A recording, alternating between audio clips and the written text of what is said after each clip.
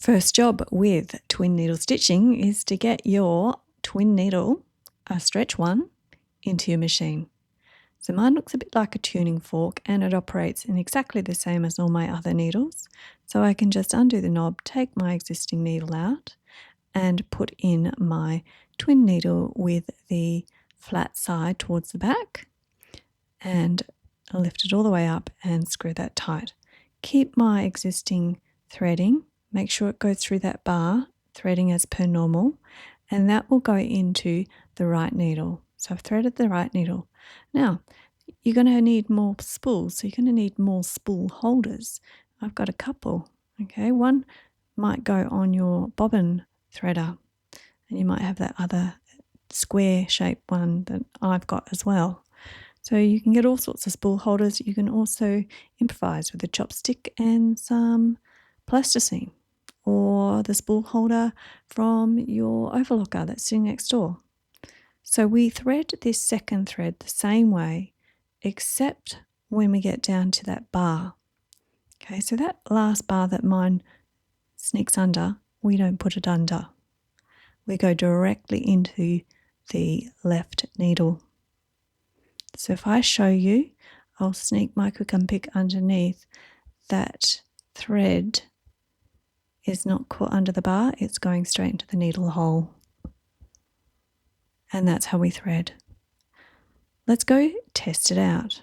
So remember, this is a bit of a learning curve for me. I will be troubleshooting and exploring.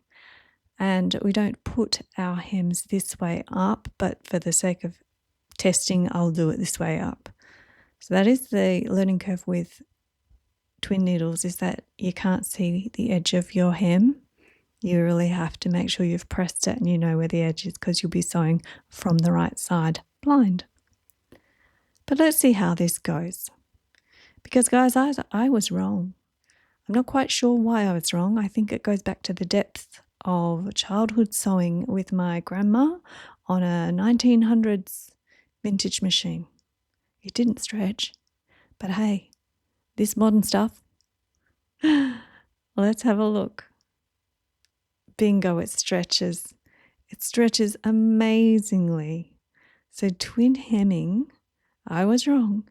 It stretches. Now let's refine this a bit. Let's pretend that we actually are having a hem. Okay, let's see if I can do it from the right side up. I'll just roughly pretend.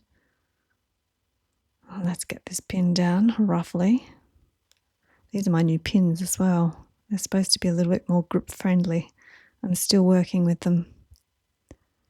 All right, we'll just do the first little bit.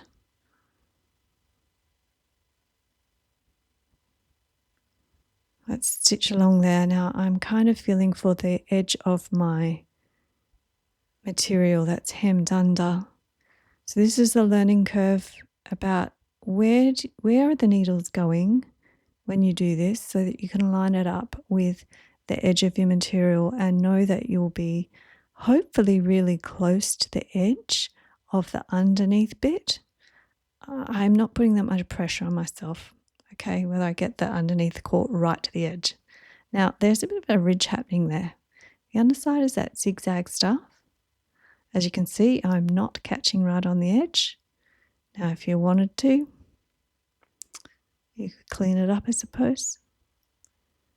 Or you could just get better, okay, with that lip. So that's one option. We could just trim that away right close to the edge. But I don't know that it really does that much harm. It's up to you, I think. I think you might get better with more practice. I think I might get better with more practice myself. All right, let's go and do this another time. I'm having a longer stitch length this time to see how that goes. And I've actually also reduced my thread tension, my upper thread tension. Not quite sure why I chose to reduce the upper thread tension, but let's see what happens when I do that, because I am seeing that the tension balance is not quite right. So let's have an explore. This is what you'll do yourself, just on some scrap material. Don't let those threads either disappear, or you'll have to thread 2 needles again. All right, this is what we're looking like. I'm still getting that runnely, tunnely, lifty up bit. And I'm actually discovering it's a lot worse when I stretch the material. Now, if we look at that, we can probably still see that the tops and the bottoms of the zigzags, you can sort of see a little looper of top thread christening the tops of the zigs and zags. And that tells me that the tension's not quite right, but I'm a bit loath to play with tension, okay? It's a rookie mistake to play too much with tension. I am going to think you're going to have to do it with this though. So I've taken my stitch down a smidge, my stitch length down a smidge. I've increased the upper thread tension a little bit and my presser foot tension, which you can feel free to play with, is on medium. So I took it up a little bit, the presser foot. And look, it's behaving a little bit better, but I'm still getting that runnely, tunnely, sort of lifting up, ledgy bit there. And I would like to sort that out a little bit more. So from the back, it's still looking like the tension isn't right with the zigzag. Okay, let's have another go. The thread does look nice though from the front. It's just that runnely, tunnely stuff. I'd like to get that a bit better. But hey, maybe it'll be different if I do it on a different material, because that does sometimes happen too. So I did my first cuff of my black long sleeved t-shirt, and I just thought, well, I've got two cuffs. They're not too much of an issue. I'll give it a go. And if you followed along with that tutorial, you would know that this is how it turned out. Okay, I still had the runnely tunnely lifting up bit between my two rows of stitches. So I went away and I had a think and I had a research. I knew I couldn't do anything with my bobbin because mine is just a plastic thing and I could just pop it in. There's no screws, no knobs, but I do have this balance knob. Okay, this is used for the decorative stitches on my machine. And how did I discover this? Well, I went searching my manual, because when you use decorative stitches, you can change the balance if they are distorting. So I'm going to just lift that up with my screwdriver. Now I'm taking particular note where it was, because I don't want to muck my machine up. It's going to go right back where it was, okay, after I do this. So please do that with your machine. You don't want to be mucking around and ruining your machine. So I've just put it a little bit up as my manual suggested. And this is my first go with the balance adjusted. Let's have a go. Dun, dun, dun, dun. By the way, you shouldn't be sewing fast. I've sped this up, okay? Don't sew fast when you're doing twin stitching. It's already looking a little bit better. I'm a bit excited about that. And yet it's lying already a little flatter, less pulled, and less the top visible from the bottom. The top thread, it's not coming through on the tops of the zigs and zags. But when I stretch it, it is still lifting up, lumping up a little. All right, let's give it another crack. Just do it small amounts, okay? You don't want to send your machine into shock. You'll be taking it to the repair guys, okay? So just a smidgey up. And this is probably the last time I'll do it. I don't like mucking around with tension. I believe your machine is set. It should go. It should function. And if it's not, take it to the repair guys. All right, now that's a bit exciting. That is a lot flatter. What happens when we do the evil stretch? Well, it's not as bad. That's quite good. Let's have a look at the other one. Yes, much more of a ridge there, and less once I've got a bit more balance out on the bobbin. But I'm going to try one more thing. I'm going to just reduce the stitch length a little, see if that helps, just a little bit. So I've got my stitch length just over 3.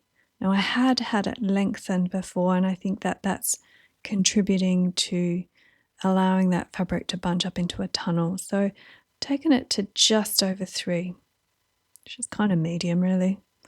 My top tension is just over where I normally have it. Normally I have it about 4, so I put it at 4.2, just a little bit higher. And my press of foot tension is medium.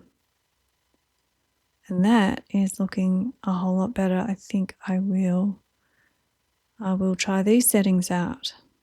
Let's do the stretch. Okay, I don't know if I can get rid of that, but it's better than what it was. So let's go try it out. Okay, I've got my other cuff from my black long sleeve tee. And we're going to keep the same settings. And I have pressed my hem. Let's see how we do.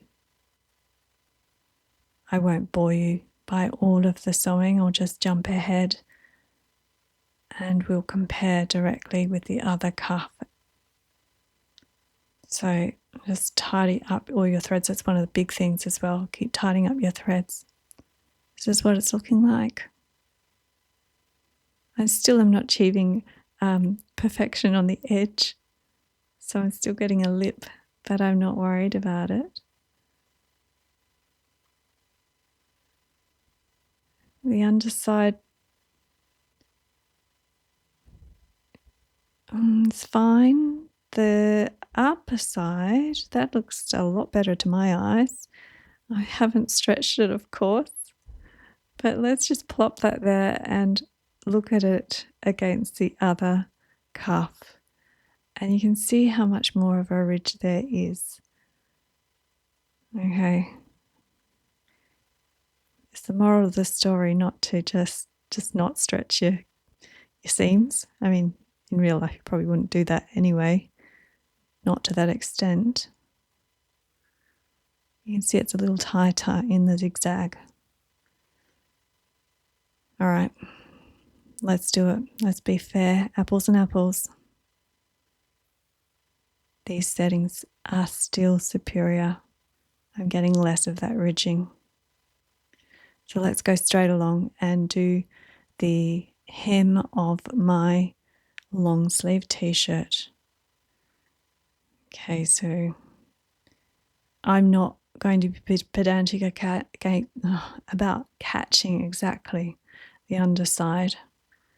As long as it's caught, I don't mind there being a little lip. We can tidy that up if we are pedantic with some scissors. But just get around. Now I did mark on the front with chalk so that I'd have an idea of where it was and I wouldn't be blind. And I am improving. I'm getting closer to the edge. And that's the front. So it's definitely acceptable. I haven't, of course, stretched it.